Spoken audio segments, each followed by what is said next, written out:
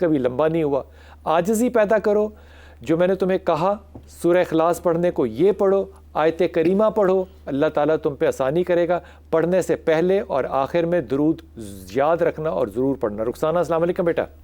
وعلیکم السلام بھائی جان, کیا حال ہے؟ جی اللہ کا شکر میری بہن, اللہ کا شکر. حکم فرمائیے. میں نے 2-3 مسئلے اپنے بچوں کے پوچھنے ہیں اور ایک میاں کا اور اپنا. اور شاباش ہے جی, حکم. میں بہت عرصے سے آپ کے وکال میں لا رہی ہوں, شکر ہے آج لگ گئی ہے. بسم اللہ. میرے بیٹے نے باہر ملک جانا ہے نوکری کے لیے, اس کی شادی ہوئی ہے, اس کے 7 سال ہو گئے, اس کی 20,000 تنخواہ ہے, تو وہ کہتا مجھے باہر بھجوا دو. ایک یہ نہیں, ایک سیکنڈ ٹھہر, آرام سے. باہر کہاں بھجوا دو؟ کیا کہاں جانا چاہ رہا ہے وہ؟ میں مزدوری کے لیے. نام کیا بیٹے کا؟ سکلین علی. سکلین. 2 بیٹے ہیں اس کے اور 25 سال اس کی عمر ہے. سمیرہ اس کی بیوی ہے. آپس میں بہت لڑتے ہیں, بس مسئلے بہت خراب ہیں. سکلین کی بیوی کا کیا نام ہے؟ سمیرہ. اچھا, لڑائی کے اوپر تو میں قسم نہیں کھا سکتا کہ لڑیں گے نہیں, دونوں کا آپس میں قصور ہے, لیکن سکلین مزدور آدمی نہیں ہے بیٹا. اچھا, تو یہ باہر جا کے مزدوری کیسے کر لے گا؟ میں نے اسی لیے تو آپ سے پوچھا ہے نا کہ میں 8-10 لاکھ روپے لگا کے بھیجوں تو ادھر کام نہ کرے, پھر کیا ہو؟ یہ تمہیں نہیں پتا, تم ماں ہو اس کی, یہ مزدور آدمی ہے ہی نہیں. اچھا, میرے سامنے تو اتنی مزدوری کر رہا ہے, کام کرتا ہے. کیا کام کرتا ہے؟ یہ مزدوری, یہ دوبارے مکانوں کا مستریوں کا کام اتنا کرتا ہے. بس اسے یہی کرنے دو, باہر جا کے اسکیپ کرے گا, پھر یہ واپسی کا کوئی راستہ نہیں ہے سکلین کا. اچھا, باہر نہ بھجواؤں؟ نہیں. دیکھو, اگر جتنا آپ کہہ رہی ہیں نا کہ یہ محنتی ہے, تو پھر اس کا رزق تو یہاں پہ بڑھے گا نا. اچھا, کہنے میں اور کرنے میں میری پیاری بہن زمین اور آسمان کا فرق ہے. پتا کیا, ادھر اور صبح 10 بجے جاتا ہے, رات کو 1-2 بجے واپس آتا ہے. اس کو اثر کرائے پہ رکھا ہے, 20,000 اس کی تنخواہ ہے. آپ خود دنیا میں ایسا کون سا کام ہے جو صبح 10 بجے شروع ہوتا ہے رات کو 3 بجے ختم ہوتا ہے, سوائے میڈیا کے؟ اور بھی ایسے میں وہ ادھر کام کرتا ہے, کوئی گاڑیوں کی ٹوکن وغیرہ کا. میری پیاری بہن, اس کو کہو کہ یہاں کام کرے اور خاموشی کے ساتھ یہاں پہ اپنا رزق کمائے. اگلی بات. اگلا, میرا ایک بیٹا پیزا برگر والی شاپ بنائی کسی کے ساتھ پارٹنرشپ. بیٹے کا نام؟ محمد اسماعیل. کس کے ساتھ دکان بنائی تھی اس نے مل کے؟ وہ فہد نام کا لڑکا ہے, اس کے ساتھ پارٹنرشپ ہے اس کی. تو اب کیا مسئلہ اس میں؟ تھوڑا اچھا کام نہیں چل رہا نا, کہتا ہے کہ بس پتہ نہیں کم چل رہا ہے, اتنا صحیح نہیں چل رہا. میں نے آپ سے پوچھنا تھا کہ چلے گا یا نہیں, ابھی 3 مہینے ہو گئے دکانداری. اسماعیل, تمہارے خیال میں اسماعیل بھی محنتی بچہ ہے؟ وہ مجھے کم لگتا ہے, یہ والا اچھا لگتا ہے. سکلین اچھا لگتا تھا, یہ تو ہم نے بتا دیا. اسماعیل مجھے کم لگتا ہے. اسماعیل کو کہو کہ تو باتیں کم کر اور ہوم ڈیلیوری زیادہ کر. اچھا, بس یہ کام چلے گا انشاءاللہ تعالیٰ. اور سورہ اخلاص پڑھنے کو دو اس کو. اچھا, پڑھ لے گا؟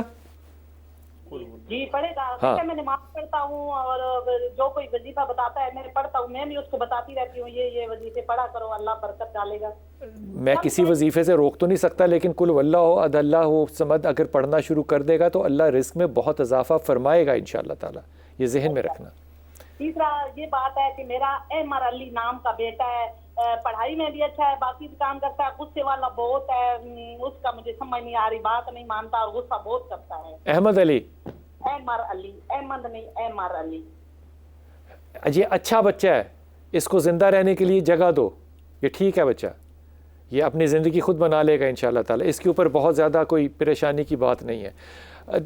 خاتون مجموعی طور پہ کمپریہنسولی ماں کی حیثیت سے پریشان ہے, اس کو کوئی خاص چیز پڑھنی چاہیے. جی ہاں, ایک تو درود پاک جو ہے نا اسے تسلسل کے ساتھ پڑھنا چاہیے. دوسرا, جیسے ابھی انہوں نے کہا کہ وہ آپس میں لڑتے جھگڑتے رہتے ہیں, تو یہ ایک کم و بیش ہر دوسرے گھر کا یہ مسئلہ ہے.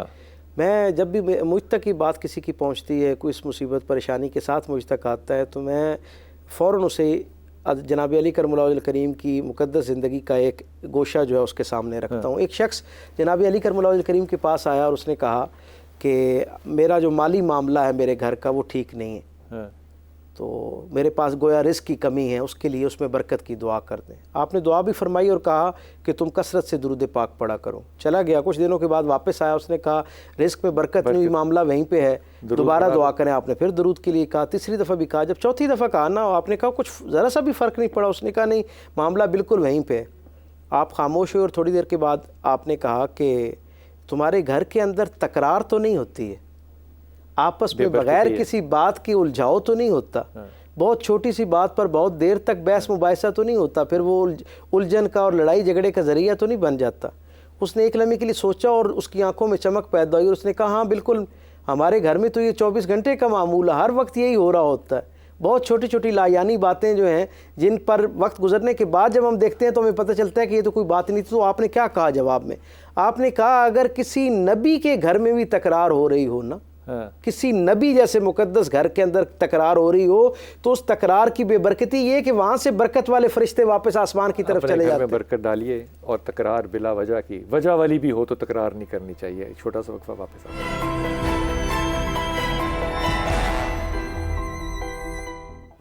بسم اللہ الرحمن الرحیم. ڈاکٹر صاحب, رسول پاک صلی اللہ علیہ وسلم کی جب زندگی ہم مطالعہ کریں جب, تو آپ کے خیال میں مطالعے کو کس نظر سے مطالعہ کرنا چاہیے کہ مجھے اس سے عکس کیا کرنا ہے؟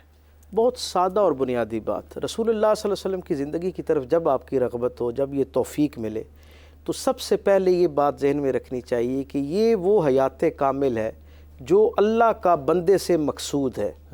جو اللہ بندے سے جس طرح کی زندگی چاہتا ہے, یہ حقیقت میں یہ وہ والی زندگی ہے. اور یہ اتنی کامل زندگی ہے کہ انسانی تاریخ کا کوئی دانشور, کوئی حکمران, کوئی کامیاب انسان, حتیٰ کہ کسی نبی نے بھی یہ دعویٰ نہیں کیا کہ میں تمہارے لیے ایک ایسی زندگی چھوڑ کے جا رہا ہوں, ایک ایسا اسوہ چھوڑ کے جا رہا ہوں جس کا دن بھی دن ہے اور اس کی رات بھی دن ہے. دن بھی دن, جس کا دن بھی دن ہے اور اس کی رات بھی دن ہے. کیا مطلب؟